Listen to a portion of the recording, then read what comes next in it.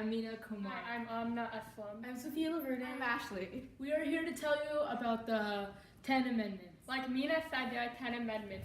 The first one is the Amendment of Religious and Political Freedom. It's made up of 5 parts, but we will only be covering only 3. One of the parts is the freedom of religion. For example, someone who practices Judaism can live safely in a Christian community without being The criticized. second example is freedom of speech. An example that if somebody goes to a Nirvana concert and shouts, "I hate Nirvana," then it would be okay because that person has a freedom of speech along with everybody else.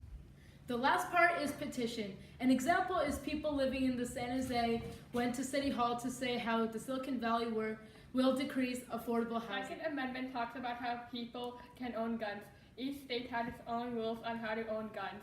An example would be in California. People have the rights to own their own gun unless people use it to harm others. The Third Amendment talks about that during a war, a soldier cannot enter anyone's private home without their consent. An example would be if a soldier comes to my door and demands to stay, I can say no, and the soldier must respect my decision.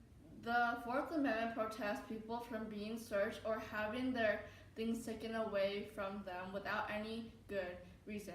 An example would be if someone is searched somebody else for drugs and they have accidentally found blood on the floor and the blood has the DNA of somebody who went missing last week, the person cannot be arrested for murder. The Fifth Amendment says that once a person is acquitted for a crime, that individual cannot be tried for the same offense. An example would be if Amina was blamed for killing Sophia and she went to trial and the judge found her not guilty, then she could not be tried again 2 years later if they found out she actually did kill The Sixth Sophia. Amendment has 6 distinct rights, but we will only be covering only 3. First important right is a speedy trial. This states that if you were convicted in March, they couldn't let you have a trial in August. The second important right is a public trial. This means that all people can have a public trial when family and friends there because it's found to be more fair that way.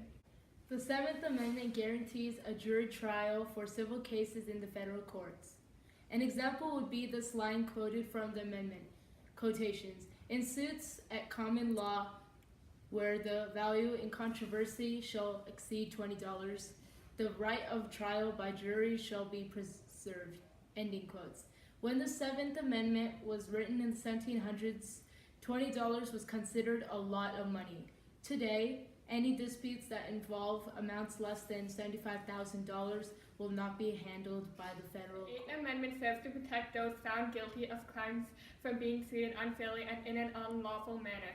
An example of this would be if someone was arrested for murder. Their punishment couldn't be sitting in a room for 6 months without any food, water, or any other basic necessities at all. Instead of doing the 9th and 10th Amendments, we will be covering the 15th and 19th. So anyway, the 15th Amendment states that no one shall be denied of the color of their skin, the nationality, or their ethnicity.